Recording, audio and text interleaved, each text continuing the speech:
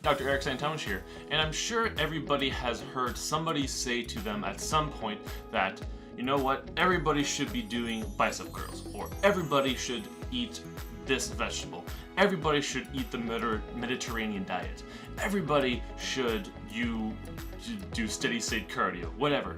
Now, unfortunately, using these blanket statements that applies to everybody is not ideal, and in this video I'm going to explain why that's the case. So essentially, when we say that everybody should be doing something, really it's very nondescript, meaning that not everybody is going to benefit from every certain thing, because everybody is different in many different ways.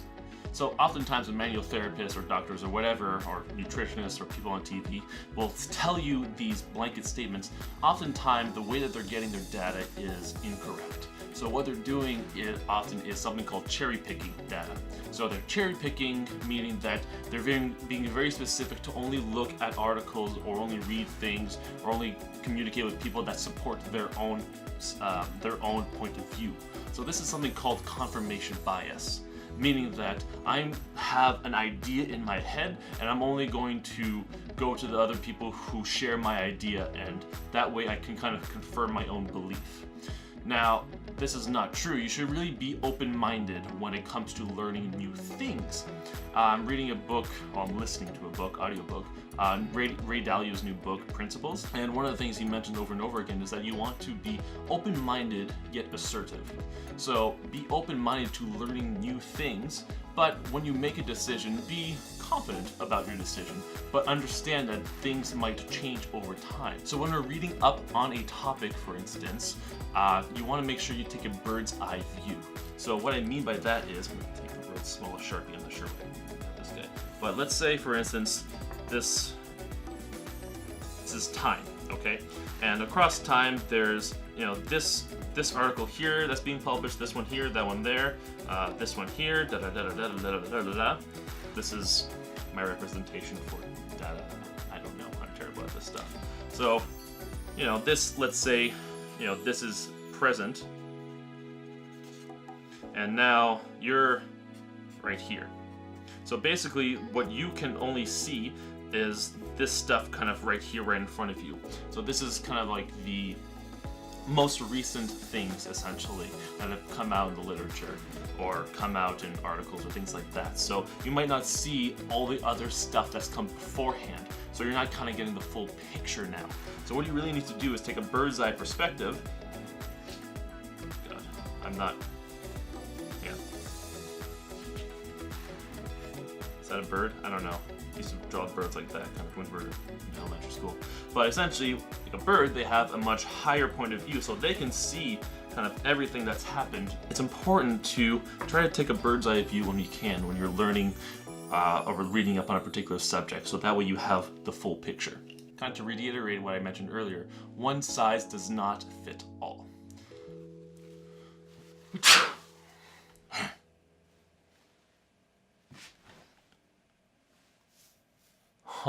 So like I said, one size does not in fact fit all, because we have something called a bell curve. So a bell curve is essentially something like this. So let's say, for instance, we have a graph here. And so on the y-axis over here, we have, let's say, population. So number of population.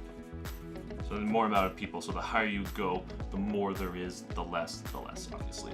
So here we have, let's say, characteristic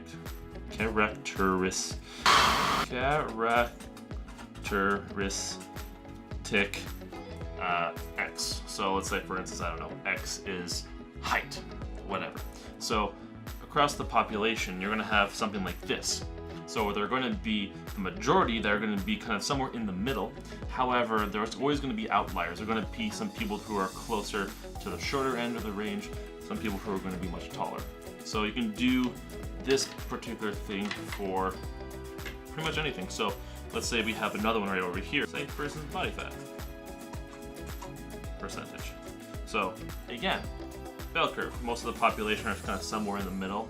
There's some people who are super ripped, some people who are more obese. Well, then again, technically this should have been more curved to the other side. So really, let's say, for instance, it's more like that. So ignore that one. Okay, so Then we have, let's say, another characteristic. So this person over here, let's say numbers of years experience lifting weights. So that's this amount of years. There's again some outliers here, so outliers here. So this is just a very quick and dirty example that everybody is different. They're not going to have one person that's going to kind of fit perfectly in each range. So for instance, if I tell somebody that they should do, this particular type of training. So let's say, okay, you need to run 5 days a week, 5 kilometers each time, whatever. Now, obviously that's not going to really apply because let's say, and I say tell that to do that to everybody. That's not the case because everybody is not the same. So what you really have to do is taking all of these things into account and so on and so forth and kind of figure out, okay, I just drew on my table. So you have to look at, let's say my person has this characteristic, they're really average, and you know what, they have a little bit less body fat, but they don't have that many years of experience. They, not quite as much as the rest of the people here. So knowing all of these things here together, that's when you can make a more informed decision. Everybody is different. You're not going to have one blanket statement that applies to everybody here. That's not going to happen. Because really when it comes down to it, context really matters. So the context of the person that you're working with. How many years experience do they have? Do they have a support team at home? What kind of goals do they have? Their training history, do they know already how to do particular exercises? Do they have a fundamental knowledge of fitness and strength and conditioning? Are they periodizing? Are they an athlete? Everything really depends on the context of the person that you're working with. So you really don't have a good understanding of who you're working with. Making these blanket statements is really not something that you should do. Now, there's a different way I kind of want to illustrate this next point here, and it's that as you as a doctor or manual therapist or whatever kind of goes through their journey as a professional, we go through kind of different phases. So, and as we learn new things. So for instance, if I go here, so here on the y-axis we have our knowledge. So how much knowledge we actually have. So obviously the higher it goes, the more knowledge, and on the bottom you have less knowledge. Now we kind of go through these different stages as we kind of go through our careers. So we have our beginner, the hazard phase, our experts. Let's say for instance, as we go through different things, always have a legend with your graphs. This is our actual knowledge. So as we go through these things, you start as a beginner, you know really little. Then as you get more experience, you get more and more. So you see there's a steady increase in the amount of things that you learn across your career. And that's a good thing. You always want to keep learning as you go through your career. When we go through life, we go through our careers, so how much you think you know. So as you go through and you're a beginner, like, man, I don't know anything at all.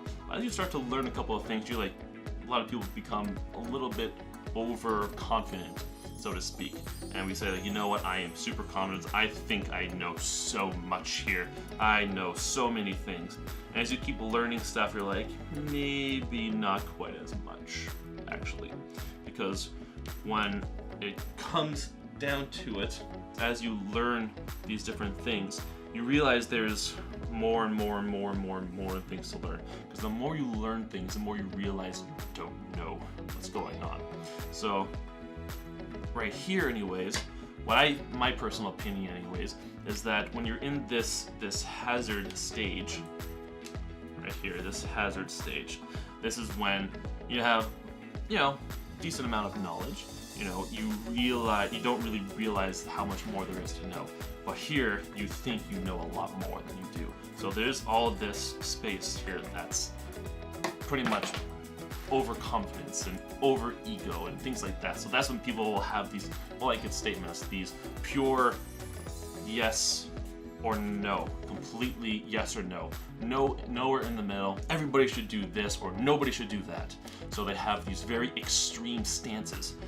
Versus once you're in this expert level, this is where you have a little bit more, instead of it being pure yes on a continuum versus a pure no, you kind of live somewhere in the middle. Now, meaning that you're taking everything into consideration, you're making a really more informed decision, taking everything into context. Because when you take everything into context, that is the ideal approach, essentially. So you're not letting your ego get in the way. You have a good understanding of all the literature, and you understand that there's so much more to learn, and you are steadily learning more and more and more. You're always increasing. Instead of these blanket statements, what this in the middle here, what this means is it depends. So it depends is kind of like that standard answer that you might hear some people in our shoes say. So when we say, so if somebody asks you a particular question, and instead of saying nope, absolutely not, or absolutely yes, we might say, well, you know what, it depends. It's an interesting question. It depends because of this, and this. So if your manual therapist or your doctor are making some of these blanket statements, or you're reading articles online or videos on the web or whatever, where they're making these absolute blanket statements, everybody should be doing X or everybody should not be doing Y, really take that with a grain of salt, because they might be in this hazard phase and not in the expert phase.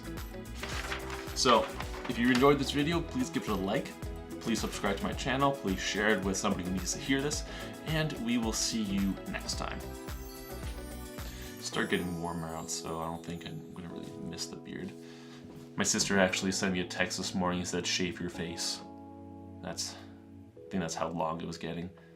I was getting pretty bushy.